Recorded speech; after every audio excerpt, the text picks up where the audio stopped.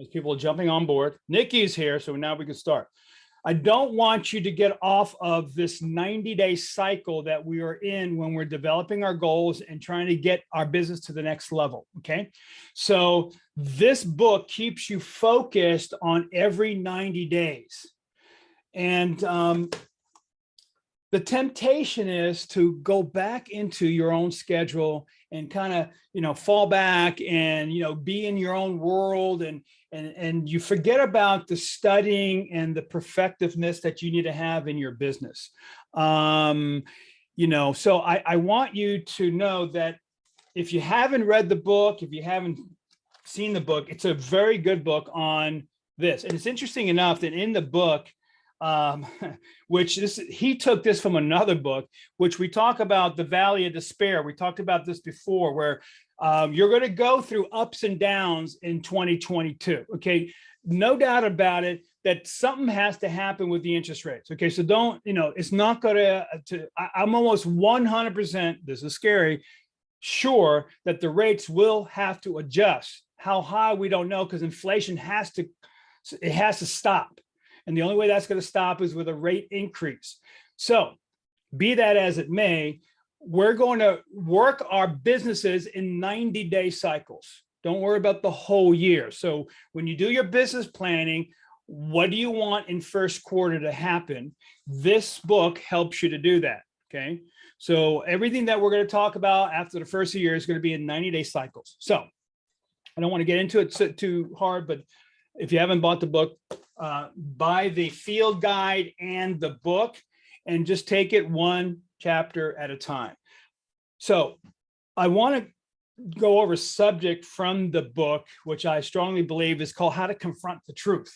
And the truth at times is that, I don't know, how do I say this? The bigger the ego, the tougher it is to confront the truth. Why is that? Or maybe no one who, okay. Why don't we always want to confront the truth about ourselves sometimes? Anybody? Scary. Yeah. Scary. Well, you might not be happy with yourself. Yeah, right. It may be, it may be scary. So, and we start to find out about what we are not doing. And so it's very important that we confront the truth. An athlete has to confront the truth all the time, or else he becomes an egomaniac, and you're not able to grow. So I want to talk about confronting the truth, and you're going to evaluate yourself right now for next year, and you have to. So let's think about what that is. And so when you confront the truth, and I'm going to start to write down things right here. Hold on one second.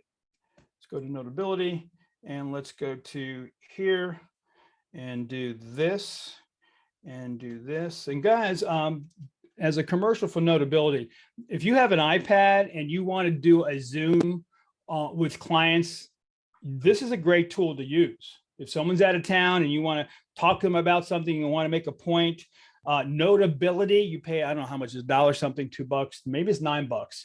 And if you have an iPad, this allows you the opportunity to do whatever you want and draw and make a point with it. It also brings up forms. I use it all the time. I learned that from my international coach out of Australia who taught me this. So it's a very cool thing to use to teach with or to make a point. And you really, as a real estate agent, you're a teacher. You're teaching your clients about the marketplace. It's so important. And this tool for those people that are visual is going to be important. So we're going to confront the truth. Okay.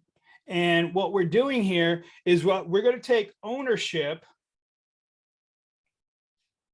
of our goals, and I like to call it target, because sometimes we don't reach our goals. I love the term target. So, to take ownership, what are the things you have to do? There's 3 basic things that you need to do to take ownership of your goals and the target that you want to hit. Okay. Number 1 is consistently evaluating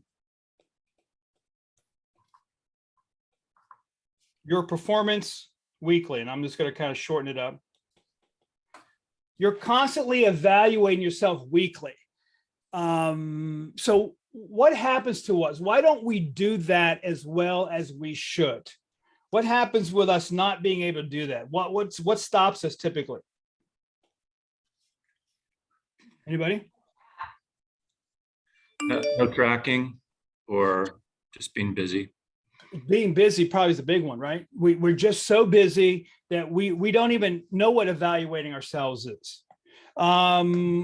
What happens to an athlete if they don't do that and they're on a football team? Well, think about who just got fired. The guy just got fired. They're going to lose their position. Yeah. Yeah. So the coach for the Jacksonville team. Yeah.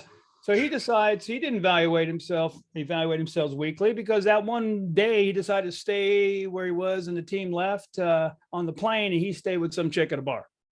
Interesting. So, to me, sometimes people are very stupid.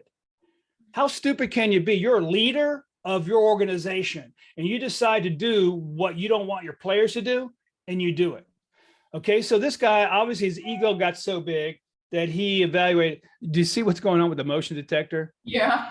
Okay. So what's happening here is this is interesting. So my father's house is up for sale in St. Augustine. He passed away a couple months ago, right? So it's up for sale. I just put it on the market yesterday. We have 2 contracts coming in and probably by the end, you know how it is. So you got people showing up at the house. That's what's going on. So, all right, so let's go back. So consistently evaluating. Now, guys, I want to get to you. I want to get to your head. Okay, this is a reason why most real estate people or people in business don't ever really get to that next level because they don't want to see what they're not doing. It's hard. And because you don't have maybe me sitting next to you every day, because I guarantee you this, if you're not consistent and you're having difficulty in doing the right things, have me come sit with you all day long. I guarantee you could do it.